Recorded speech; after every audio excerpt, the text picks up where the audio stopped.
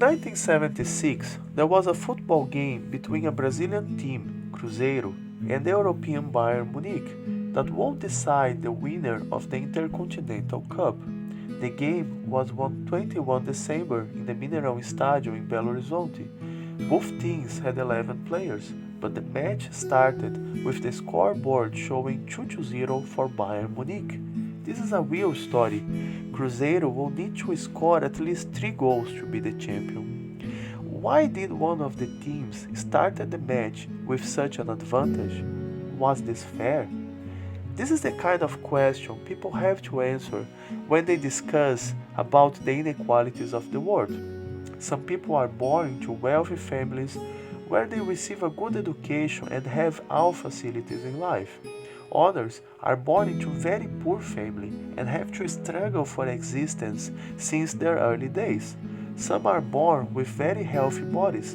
Others are born with a weak constitution or some incurable disease.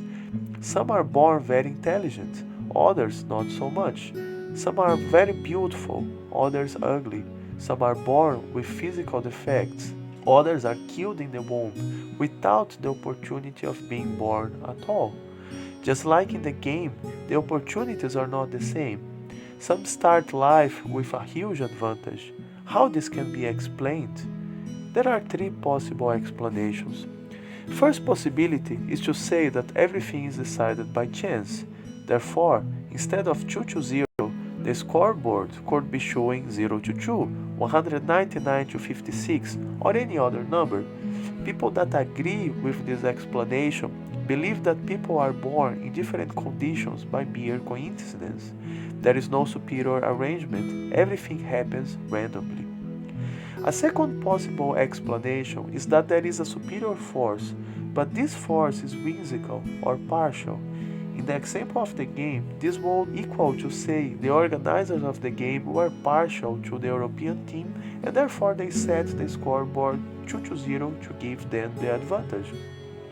In real life, it would equal to believe that there is a God, that He is all-powerful, but somehow or other He allows such injustices to happen. In other words, there is a God, but He is whimsical or partial.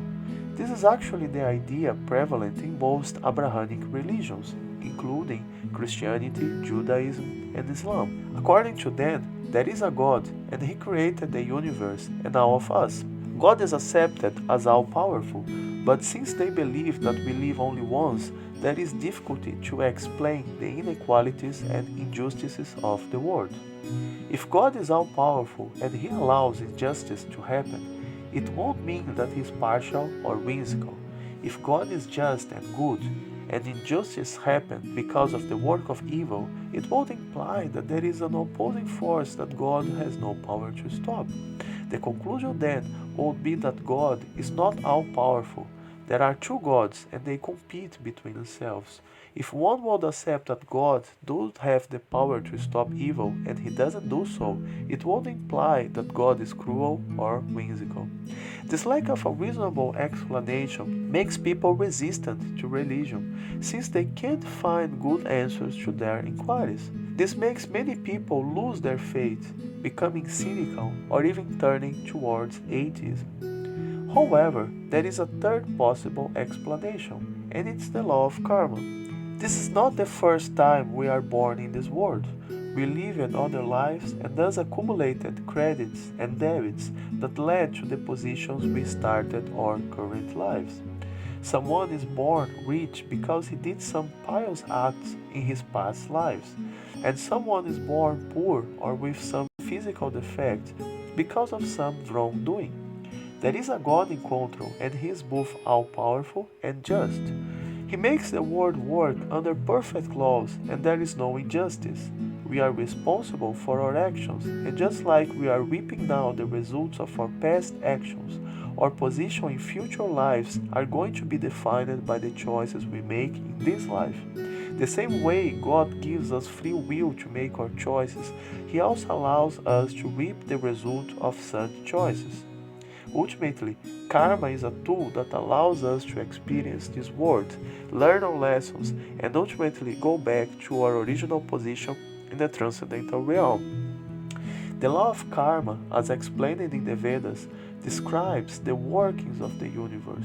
It shows how we are responsible for our choices and that we can't blame others when we get the results. There is, however, another principle that works hand in hand with karma: compassion. Compassion is the basis of any bona fide spiritual process. It allows us to relate to people suffering and to try to help those in difficulty, just like we would like to be helped if we would be in the same situation, regardless of the situation being fair or not. It makes us understand the pain of material suffering and to help people that are in difficulty.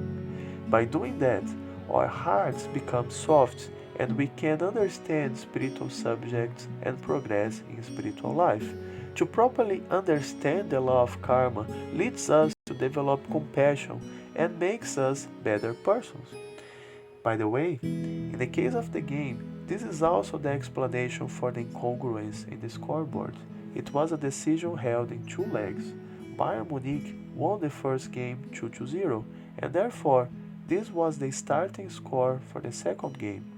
Everything was perfectly fair. It was not due to chance, nor due to the partiality from the organizers. Hare Krishna, Hare Krishna, Krishna Krishna, Hare